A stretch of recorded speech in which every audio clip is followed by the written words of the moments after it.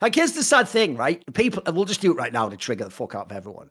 Obviously, nothing has changed about Vitality. I haven't watched them and gone like, there's that team I wanted to see. But here's the saddest thing of all, Dom. They're never just losing the games from like fucking the beginning to the end. Like, they're always in these games. In these moments, they're always like, yeah, there's that one. Aside from that, they're always like in the game, or they get kills, or it looks okay at this. But man, they just have no team play whatsoever. It's fucking atrocious.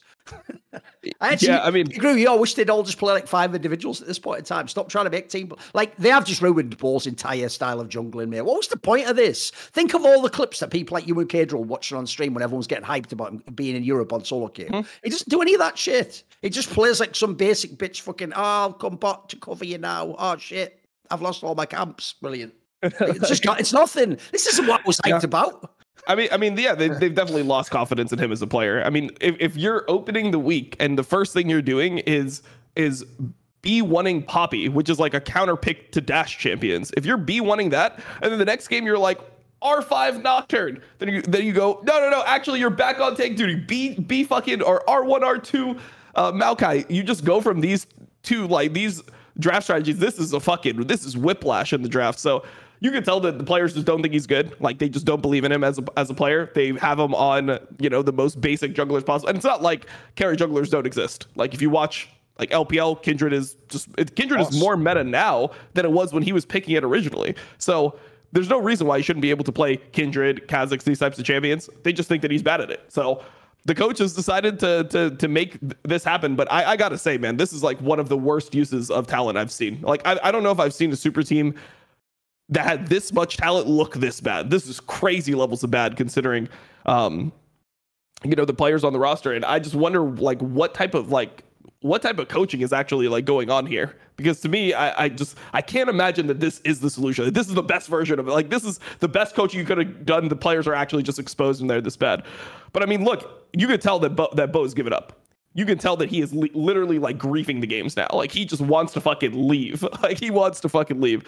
And I haven't seen that in a while out of a player. Like, I've seen players like that weren't themselves, but it literally looked like Bo was inting in the game versus Fnatic. It looked like he was trying to fucking lose. And that was really crazy to watch. I'm like, damn, like, this guy was also hyped for having like really good mental. That's what people were saying. They're like, look at how he interacts with his teammates. He doesn't have ego. That was what people were saying was one of his best qualities, like, is that he doesn't have ego. And now you're just seeing him run it down.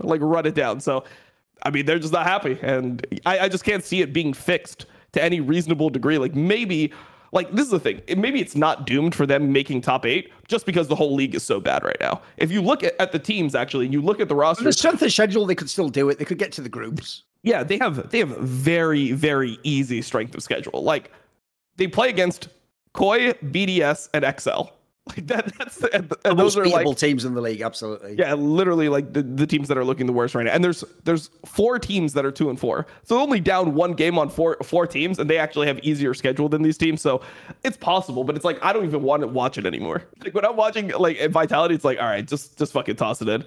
It reminds me of like the Team Liquid teams I was on, if we let it snowball and get as bad as possible. Like, if there was breakpoints in that run in like 2015 where it's like we were, in like 6th place in the regular season for a little bit, and you could tell within the team, like I could tell within the team, it could go one of 2 ways. Either we bounce back, or it's gonna be the most embarrassing thing of all time. We're gonna be literally one of the worst teams in the league. It looks like Vitality has actually done that. They were at that middle level where it's like, are we gonna like come back at all, or are we going to let it all collapse?